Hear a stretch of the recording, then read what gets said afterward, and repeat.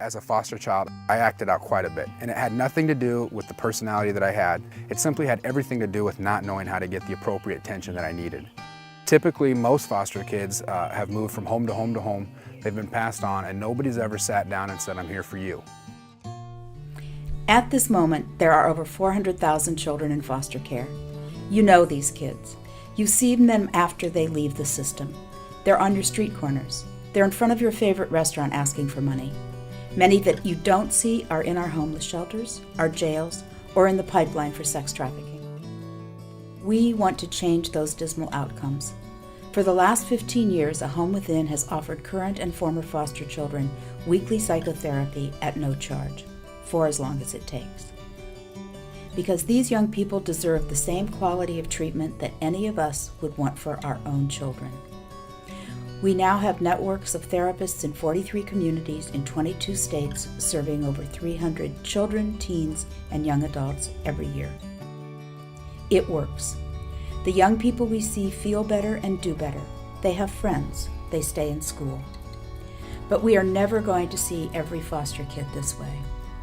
Still, they need help with overcoming trauma, and they have relationships with foster parents, caseworkers, teachers, and volunteers. These are people who really want to help, but too often they don't have the training to know what to do. So we decided to help meet this need for education and training.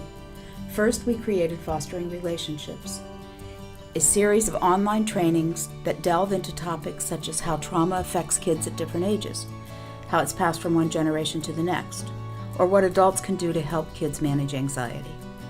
Second, we have a library of conversation cards exploring issues such as loss, identity, gender, and sexuality. These beautiful and evocative cards are designed to help make those important but often difficult talks just a little easier. Although these cards were designed for vulnerable children, teachers and parents have embraced them as effective tools for helping any child process difficult ideas and talk about their feelings. And that's good. Anything that we can do to support healthy relationships is good for our children. It's good for our families, and it's good for our communities. Every day that I get up and I grab my coffee and I go to the desk and I get ready to go to work and I look out the window, and the only thing that can go through my head is that it was so close to not happening.